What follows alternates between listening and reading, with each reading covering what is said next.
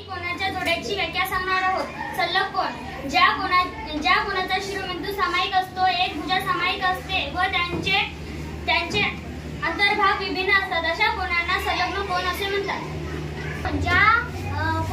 ज्या कोणाच्या मापाची बेरीज 90 अंश असते त्या कोणाला कोटिकोन असे म्हणतात। ज्या दोन कोणांच्या मापाची बेरीज 180 अंश असते त्या दोन कोणांना परस्परांचे पूरक कोन असे। परस्पराचे विरुद्ध किरण ज्या दोन किरणांचे अंतर आरंभ बिंदू सामायिक असतात व त्याची एक रेषा तयार होते, अशा किरणांना परस्पराचे विरुद्ध किरण असे म्हणतात।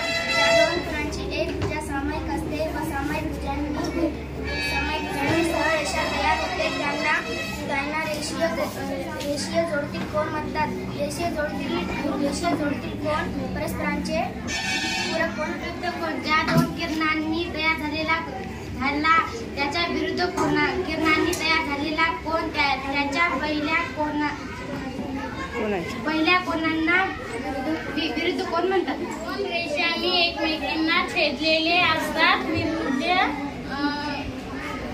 कोणाची मापे